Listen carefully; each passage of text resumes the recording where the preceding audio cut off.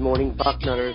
If you hear those tunes, it must be game day. And it is. The long national wait is over. It is August 31st, 2017. I am Dan Rubin. This is the Bucknuts Morning 5 and change. We bring in Steve Wiltfong, Director of Recruiting for 24/7 Sports. He is in the state of Indiana. He's en route to daycare. But later today, he'll be en route to Bloomington to cover the season opener for the Buckeyes and the Hoosiers. National TV, national spotlight. Kevin Wilson returning to the scene of the previous employment. Steve, how are you this fine football morning? Good morning, Daniel. I'm excited. I'm excited to get down to Bloomington. College game day's there today. It's a sellout. And a lot of buzz in this state as well as yours.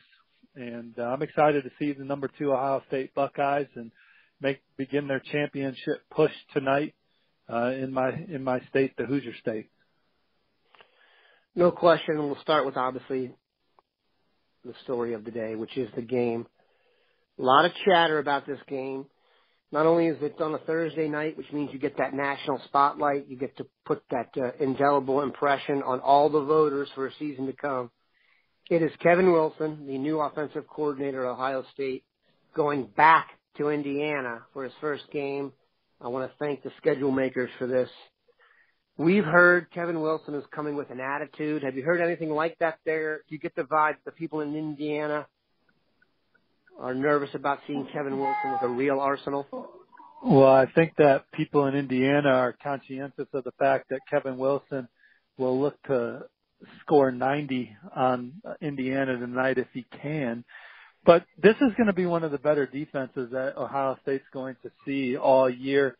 Indiana returns over 90% of their production from last season on this unit, on this side of the ball. Tom Allen, the mastermind of it, is obviously now their head coach. And he said this week that this is going to be a game of adjustments. He believes it'll be a game of adjustments between him and Kevin Wilson, and we'll see how it settles in. I expect this game to be tight for at least into the fourth quarter, and then, from there we'll see if Ohio State can pull away. I like what Indiana also returns on offense at the receiver position and at quarterback, and I do think that Indiana's defense will be up to the challenge for most of the ball game, and so I don't think Ohio State's going to cover the spread tonight, but I do think that they'll get the win. They've beaten Indiana 21 times in a row, which is just crazy. Okay, I want to get this on record that Steve and I are in disagreement about how tonight is going to go. I don't see Indiana staying in the game to the fourth quarter, maybe the first quarter into the second quarter, but maybe this is wishful thinking. If the downfield passing game for Ohio State is in effect, I don't see any way Indiana stays in the game. Indiana's good in the secondary, though, Dan. That's fine. I understand. When they're down 21-0. People don't have the athletes to. I understand. Ohio State's so athletic, and they got so many kids that can run and score on one touch. But again, I don't think people. Maybe I'm overvaluing Indiana's defense, but I expect Indiana's defense to be better than it was last year, and they anticipate having a top 25 defense this year in Bloomington. That's the goal, and it's week one, and so maybe Ohio State will come out and hit their stride right away. But I think that Indiana will do some things to get off the field in this ball game and keep it close into the fourth quarter. Very possible, and by very possible I mean not very possible, but also I think this is also going to be the coming out party for Ohio State's defensive line. Richard Legal, I believe, is still in effect, isn't he? And he is, and he turned the ball over a lot last year. Yeah, he's going to take a beating, partially because he wears the number 21, and that's just preposterous for a quarterback in the year 2017. But Indiana's going to struggle to run the ball tonight. You're absolutely right about that, and so they're going to have to hit some big plays in the passing game against a brand new Ohio State secondary. That's their only hope, in my opinion. Some deep plays down the field on an untested secondary. I think everyone, every Buckeye fan or a Buckeye enthusiast like me is hoping that the secondary has the kind of debut or coming out party that the Marshawn Lattimore's and Malik Hooker had last year. I'm not asking for a redux of that. That was ridiculous. But give us a prediction, give us a score, a final score, and You've already said you thought it'd be close. I think Ohio State will win by 2 touchdowns, but I think the spread's 3 touchdowns, and I think that Indiana 20 and change. Yeah, I think Indiana will still be in the ball game going into the fourth quarter. I'm thinking 59. I'm thinking 59-10 or 59, but I'll go 59-17. Indiana will get a cosmetic touchdown late. I do not think it'll be close. I think that the PR value of winning on a day like this, I just see the guys exploding, and also this is Bucknuts, not Buck Rational Observers. So one interesting thing I want to talk to Steve about today is about recruiting the state of Indiana, and not necessarily the state of Indiana, but Indiana's recruiting.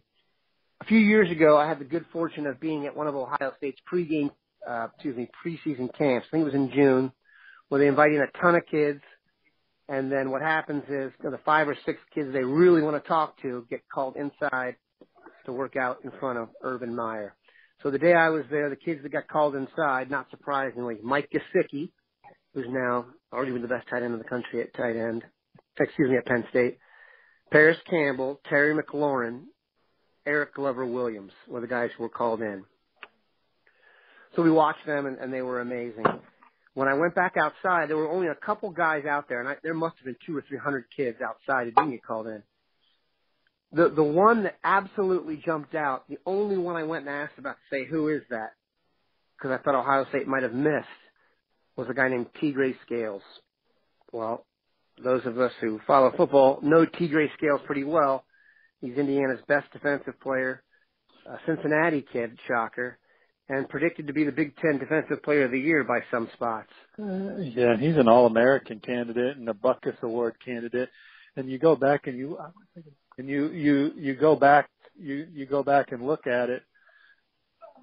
You go back and look at it, and you see how productive he was behind the line of scrimmage as a senior.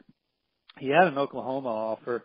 But it all translates in college. He was a productive player behind the line of scrimmage in high school, got to the quarterback a lot, and now in college, I think he led the nation in tackles for loss last year with 23.5 stops. So all that stuff translated, and you can't take them all in the Midwest every year. And then there's guys like this that emerged that were a little under recruited, but Tigre did have some good offers, but when he made his decision to commit to Indiana, it was Indiana or Minnesota. So it's not like the Blue Bloods were lining up here for him. But, he played for a really good football program that was always in the hunt to win a championship when he was there, and he was their best player. And now he's at Indiana, a 6 foot, 230-pound linebacker that is around the ball a lot, and he's going to have a big game tonight.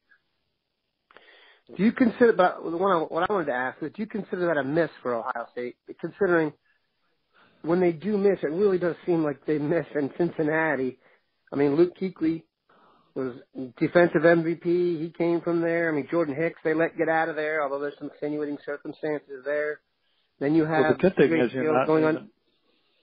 Go ahead. Yeah, I'm sorry. I didn't mean to cut you off. The good thing is you're not naming a lot of guys. You're just naming a couple. And there's a lot of Ohio guys that go on to other schools and eventually have pro careers. You look at Kareem Hunt, Toledo's running back last year from the state of Ohio. He would have played it. He'd have been Ohio State starter last year, and he went to Toledo. So it happens, but when you're Ohio State, we're nitpicking at this point because the roster that they field every year is one that's good enough to compete for a national championship. So, yeah, is Tigre Scales a miss? I suppose. Yeah, he is a miss.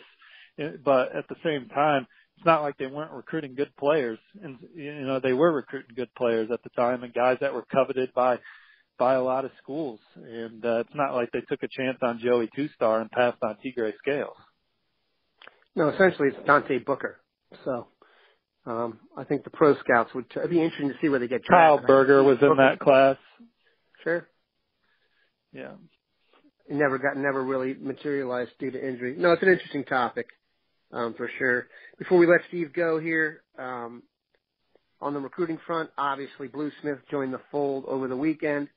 Now the guys out there are, for the most part, really huge names Anything interesting developing, or you still have the same vibe, and are you still seeing Ohio State finishing with the number one class? I'd be shocked if Ohio State didn't finish with the number one class when you look at Anthony Cook and Jackson Carman right away still on the board, and Micah Parsons. Those are three that I have crystal ball to Ohio State right now. So unless things change drastically, I think the Buckeyes will finish with the number one ranked recruiting class. Good news. We appreciate Steve stopping by. Bucknutters, make sure you have it locked in. We have the best coverage you will find anywhere of tonight's game. Steve will be on Facebook Live right after the game with Patrick Murphy and Steve Hellwagon. Don't forget for What We Learned from Dave Biddle. Make sure you enjoy this day. It's a holiday, Bucknutters. Have a good one.